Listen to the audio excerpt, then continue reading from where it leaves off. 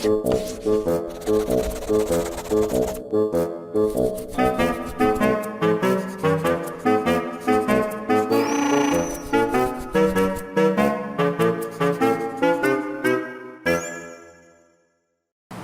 now we have a presentation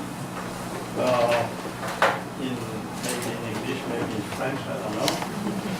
You will see. So I was planning to do my presentation in French because I have lost my English for a long time.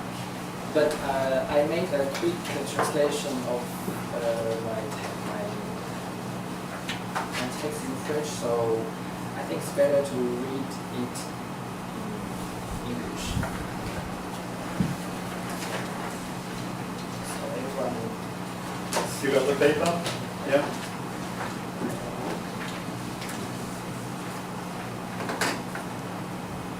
So my subject is about two films. One is Grave of the Fireflies, and the other is The Wind Rises. So two children's film of children, war and the construction of the dream. The theme of children is often treated in visual culture in Japan. The comic books and the animated films are great examples. Children in war are often represented as wretched, displaced, or homeless. Child misfortune implies desperation and the loss of dreams. Yet this is not the case at all, as in The Wind Rises. Can we thus ask this misfortune kill the dream, or conversely, does the dream make happiness? And now it's the plot of The Wind Rises, since everybody knows very well about Grave of Fireflies. In 1918, the young Jiro Horikoshi wants to become a pilot, but knows his nearest prevents it. One day, he reads about the famous Italian craft designer Giovanni Battista Caproni and dreams about him that night. Caproni tells him that building planes is better than flying them. And 5 years later, Drew is traveling by train to study aeronautical engineering at Tokyo Imperial University and meets a young girl, Nahoko, traveling with her maid. When the great Kanto earthquake of 1923 hits, Nahoko's maid breaks her leg and Drew carries her to Nahoko's family. He lives without giving his name. And after, I'm going to read the whole text, but after he goes to college and creates successfully new airplanes that serve to his country for the war. And now I'm going to pass to the analysis on the second page. It is obvious that these two boys in Graves of Fireflies and in The Wind Rises are from two entirely different families, one of lower middle class and the other higher. It is also for this reason that when the war begins, one has little money to live, but the other, even though his family was not the subject of bombing, can continue to fulfill his dream. In Grave of the Fireflies, since their parents died because of the war, the brother and sister are now expected to live and survive by themselves. At first, they can enjoy the property. But they can make use of the property of their mother and the bank, and make provisions before taking refuge with an aunt. However, they are then forced to leave the family of this aunt and under pressure to fit in a bomb shelter. From that moment, they are definitely became, to borrow the idea of the French philosopher Jacques Rancière, the part of no part, la part des sans part, the part of the poor. Nobody gives them a hand or knows them, not even sees them in their small, very humble and dark house or town. Later, they die of hunger and disease. They are frail like fireflies. A little girl once crushed once with her hands. They are frail like fireflies. Yet the dream of the brother is persevering and inseparable with the war, peace. So fireflies can only be found in peace. They exist in both his imagination and the reality, outside and inside their shelter. This is why sometimes we cannot distinguish between real and imagined fireflies. In contrast, in The Wind Rises, the boy is still a hero. A lot of people know him. He works very hard. He knows how to use judo to fight against gods. The most important is that he has a large and a beautiful dream, and that his family supports him until he studied at the most prestigious university in Japan. From the beginning, he is always someone important. Of course, the person he repeatedly found in his dream is also a very important designer, Caproni, the world-famous Italian engineer who designed lavish aircraft models. This will certainly encourage him to move on. Even when he wakes up, his mother made him proof of psychological support. Therefore, the representation of his childhood in the film is predictable for us. Is history more and more persevering to be like Caproni? It is with his family's and Caproni's help, so himself, that he goes to his personal achievement. The bad side of his dream, the war, is for him an obstacle to be avoided and not a constitutive element of the dream, as in Grave of the Fireflies. The war and the dream in both films, therefore, are not connected in the same way. Comparing the construction of the dream of children in these two films, the family and the war will undoubtedly play a key role. However, they are not the only elements. Just as fireflies represent peace, candies and the candy box also prove indispensable for the brother and sister. First, the colorful candies appear as a remedy against the torment caused by the war. Furthermore, the solid candy box allows them in some way to conserve their dream and other colorful candies or marbles, toys, and therefore other dreams. It's also precious that when the box is empty, they must pour some water into the box to enjoy the last sweet taste. Furthermore, the state and its enemies are almost invisible in the brother's dreams, except once when he thinks of his father and the parade of the navy. Yet it is the war between the two sides that triggers the dream of peace. In addition, it is to note that parents are almost nowhere in the brother's dreams. We see only his little sister. Why? Is it because he can only think of the safety of his little sister? Maybe. In sum, in the dream of the brother, he stays with his sister, away from the state of war and even away from their parents. The night is the moment that fireflies appear, but also the time of rest and the dreams for children.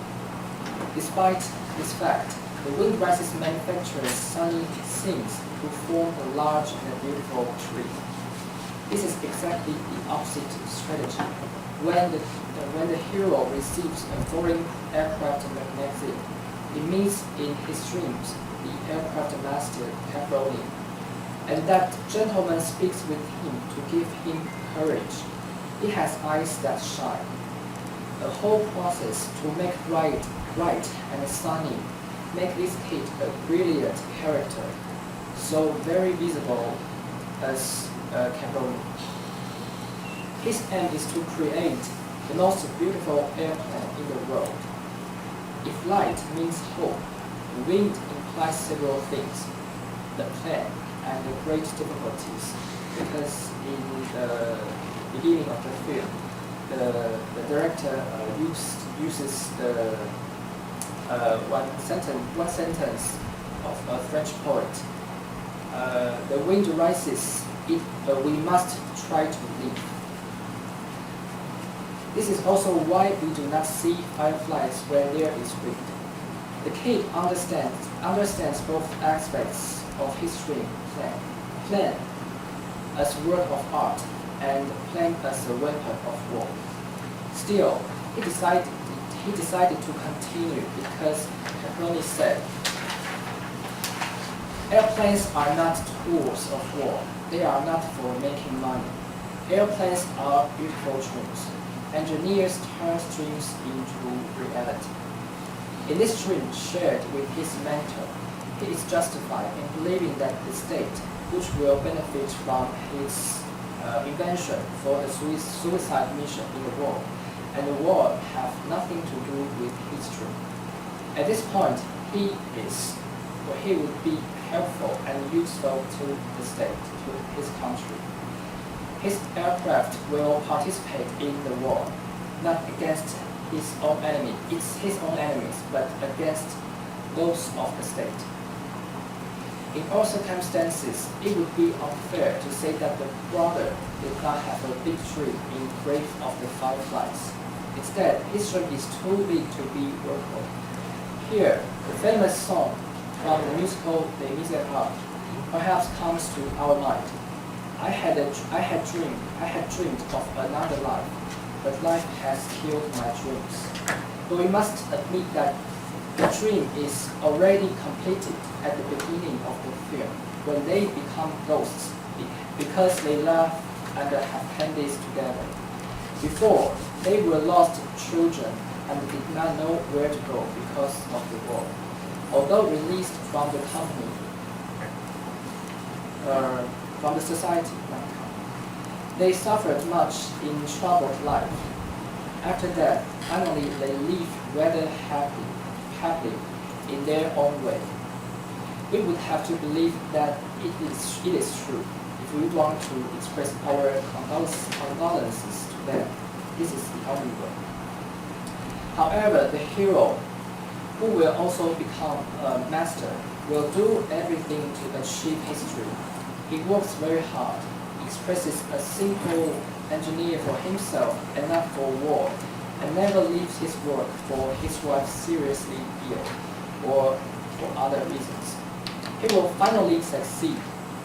By chance, he will lose his wife and home. It is perhaps not a feeling of happiness that awaits him after his dream, and he knows it since his childhood. He always has this fear. At the beginning of the film, Caproni said that airplanes are not tools of war. And at the end of the film, Caproni said to the real hero, airplanes are beautiful dreams, but cursed dreams. All his airplanes left without returning. So did many people. Many people died in the war. Is it the happiness to the hero? Maybe not.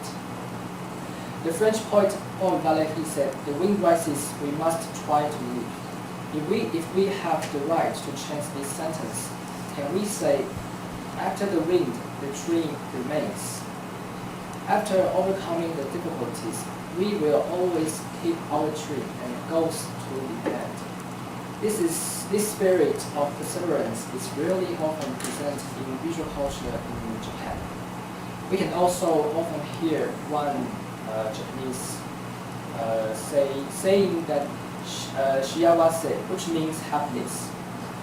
These two animated films show the relationship between war, the dream, and the child, a fundamental theme in contemporary Japanese history. One may wonder why. Does the emphasis on the theme of children and the truth reflect, somehow, the oppression of an existing social order on adults and the children? Is it for a social critique? Maybe this is a question for you. And now you can see the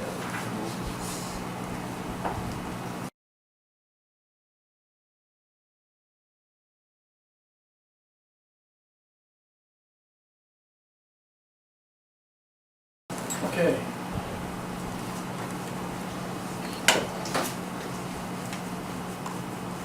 Who wants to say something?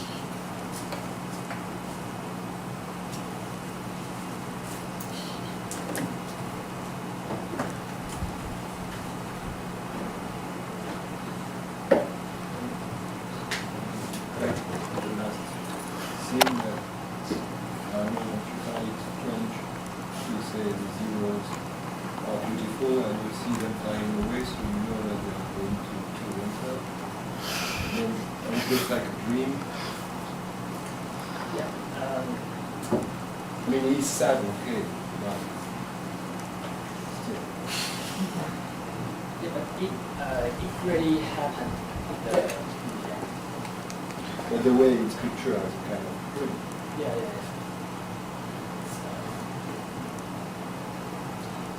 I think he still has the.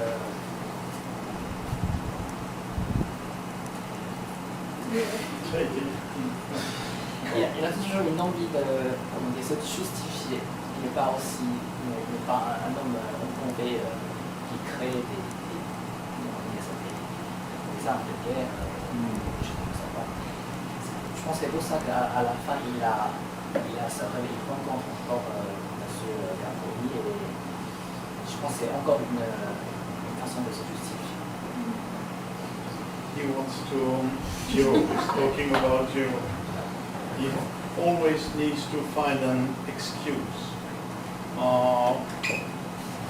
Because, okay, the way his dream has been fulfilled, it's not exactly the way he dreamt about. Because this place, okay, where death tools. So he needs to find an excuse, and this is the reason why he has to meet Mr. Caproni at the end. Once again, trying to find an excuse or a justification for what his dream has become. That's right? Right. I'm like Nagase. Good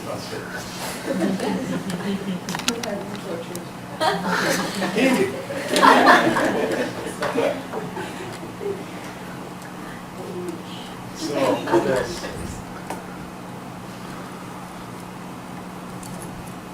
We already had a discussion with Professor Murphy, and I know, he doesn't speak, but I know that he hates this thing. Yeah, He okay. hates it, so he should say something. Okay. Because he hates this thing. Well, I try to say something different from last time. The final scene, there's a zero join those other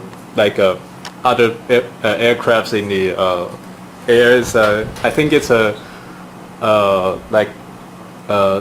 director Miyazaki is quoting his own film. Another one is Akai Buta, the Red Pig, which is the hero is so anti-war, so he kind of being cursed or something and transform and being human being transformed into a pig. Then there in that film there's this kind of like aircraft grave in the upper sky that those who dead join the and those airplane which is crashed join that like aircraft graves, something like that. Then that Red Pig is the only one left who's suffering from all this consequence. And this is one thing that's different from what I said before. And I hate this film because there's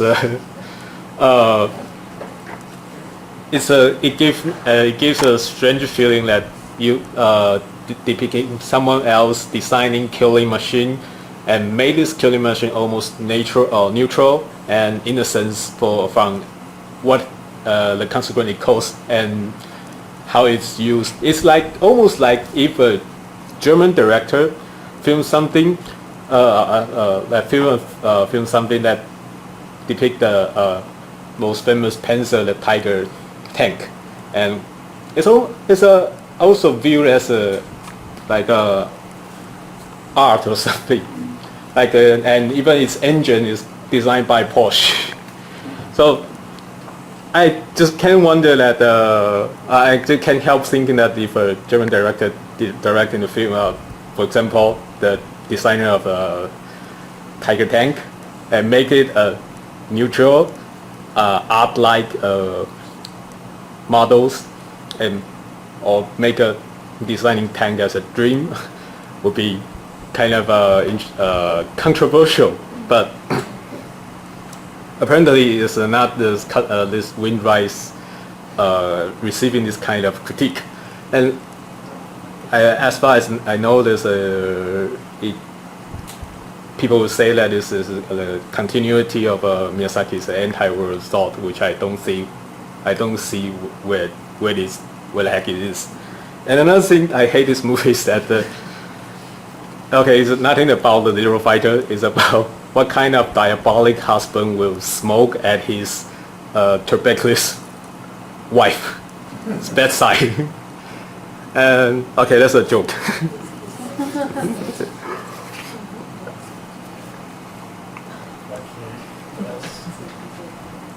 I was wondering what you meant with the social critique that these movies might maybe express. What do you mean? Like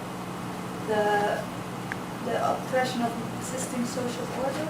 What do you mean by that? En fait, ce que je voulais dire, c'est que est-ce que le fait que l'importance apportée au thème d'enfant et de rêve dans les films d'animation, dans la culture visuelle au Japon, est-ce que ce fait est-ce que ça veut dire que c'est parce que les adultes et les enfants sont souvent oppressés par la société, c'est-à-dire que les adultes, un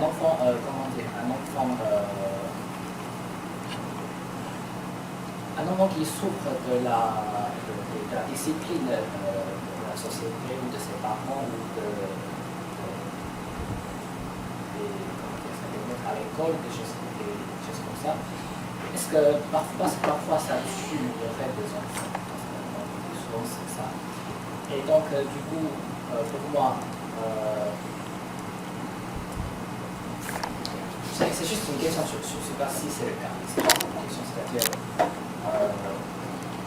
est-ce que ça veut dire que si on voit souvent le thème d'enfant et de rêve dans les films d'animation, est-ce que ça veut dire qu'on a besoin de montrer, on a besoin des rêves, on a besoin d'avoir des rêves, on a besoin de lutter contre de la pression, que ce soit de la part des parents, de l'école, de la société.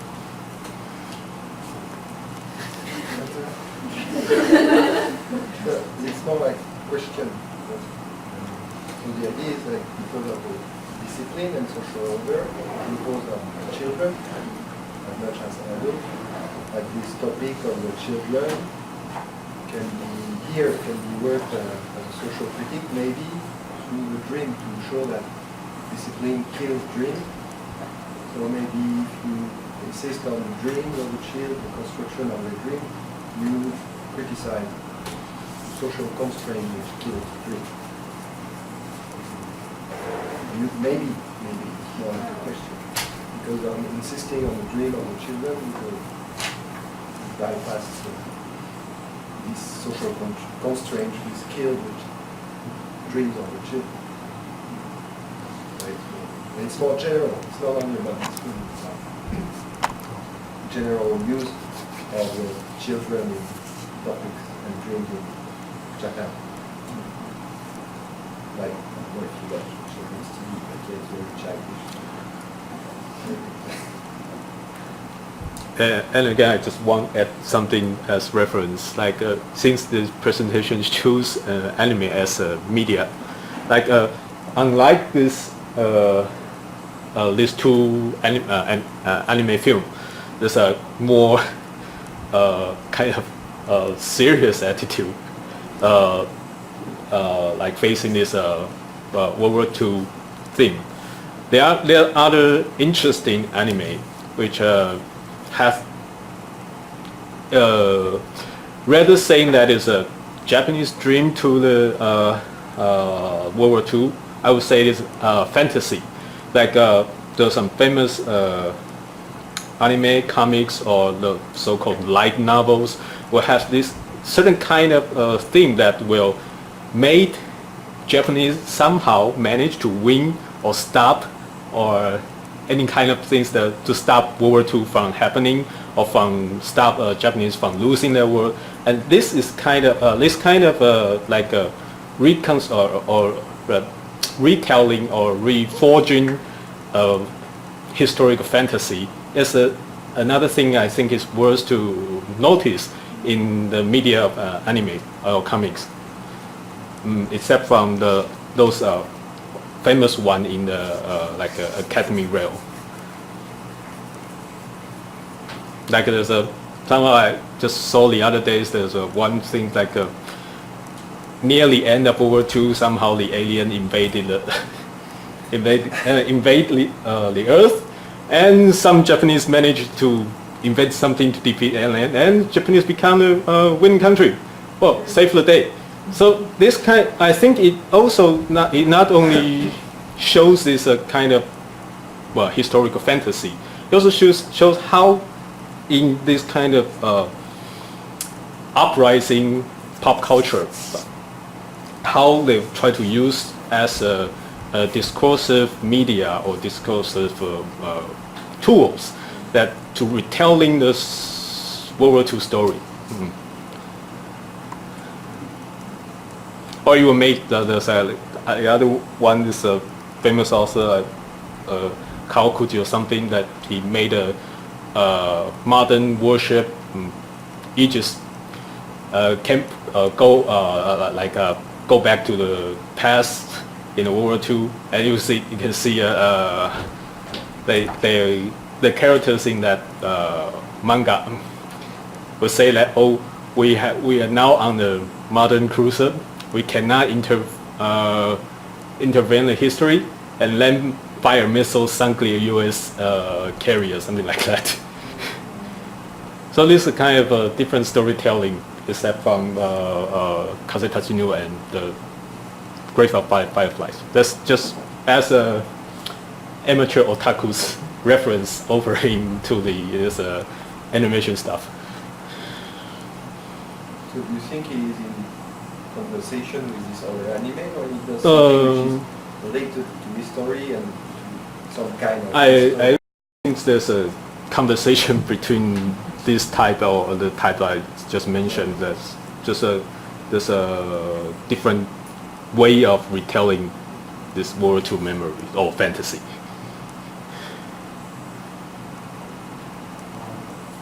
I would like to say something about the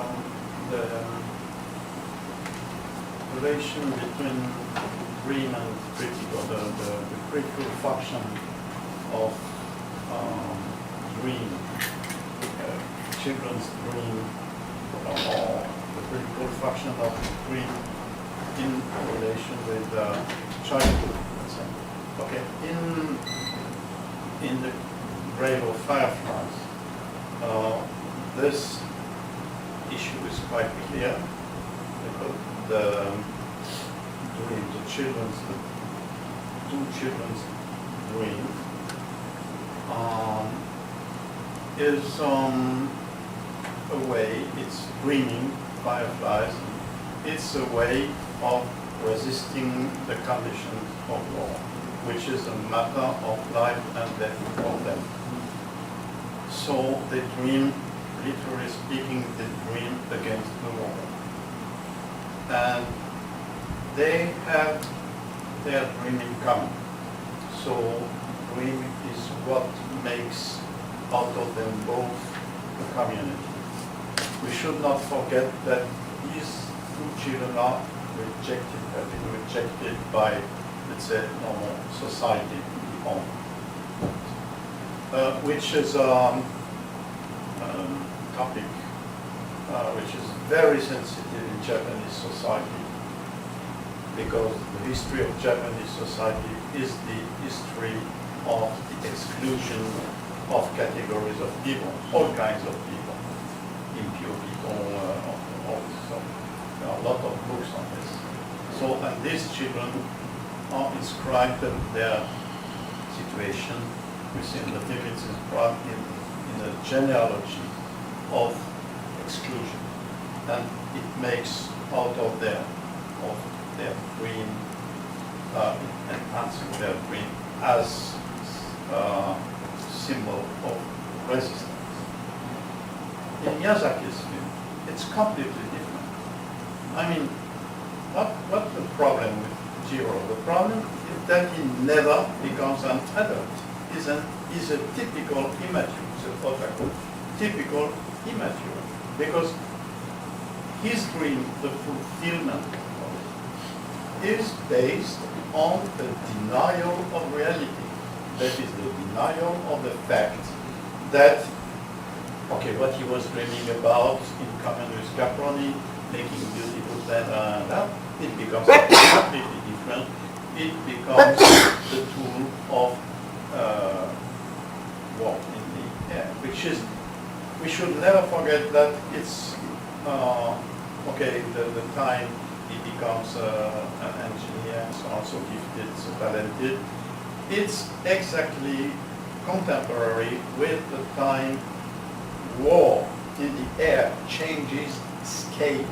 The scale changes because bombing from planes, it becomes at that time precisely, let's say, the way of killing masses of people, something which did not exist before. So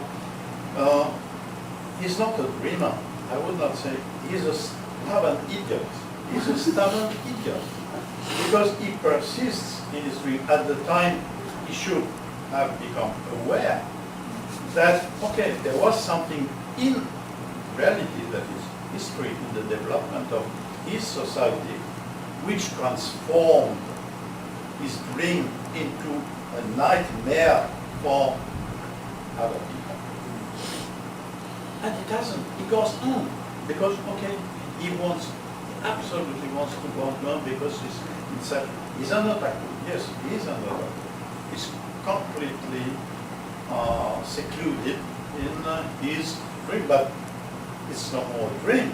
It's actually because he becomes some kind of a criminal, let's say, building this zero beautiful and so on. That this has a name. It is aesthetization of war. Benjamin. Walter Benjamin. Aesthetization of war.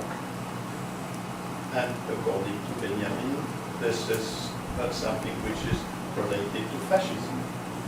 And the paradox of it is that we know that Miyazaki is, politically, is opposed to the rearmament of Japan. Is opposed to the transformation of the constitution. He's a pacifist. He's a convinced pacifist. But strangely, he has this strange greed which makes this film. So, okay, we have to think about this. It's, I don't know how to explain that, but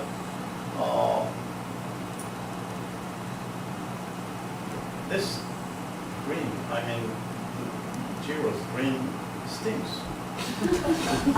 Yeah, it's not usual that the dream stings, but in that case, I think it stings. So, it's so puzzling for me, this film is. And, the way it was sold, you know the condition of the production of this film. It's really global. Disney is within it, all Disney Studio and all. It's global. It's because of Miyazaki's fame. And the way it is promoted, it's sold to the public, the global public. It's this. Okay, what matters, what gives its direction, sense to an individual's life is that he should have a dream. One dream. A dream. And push it to the end. Whatever that dream might be. But it's crazy. Not all dreams are equivalent. Just the contrary. So this is a very, let's say, dubious lesson, or I don't know what to call that. And the use of corollary sentence at this place is also something a bit awkward. Yeah, so this, it's, I don't know, it's something bizarre for me. For me too. For you too? Yeah. Okay. Yeah, I agree. When I was watching the second film, I hadn't seen all of it, but based on the plot and what you showed us, I had a very hard time understanding what his dream was and how it at all related to any kind of a realistic dream. And I kept thinking of Wes Anderson's films and how his characters, everyone criticizes them for being these debutantes, these playboys that kind of live in their own reality, and they're so out of touch with what's really going on. And they distort reality to focus on something that's not at all relatable to the average person. So that's what it seemed like to me, that Jiro's just obsessed with this like affluent lifestyle, and his problem is not a problem that the other two in the film could ever relate to.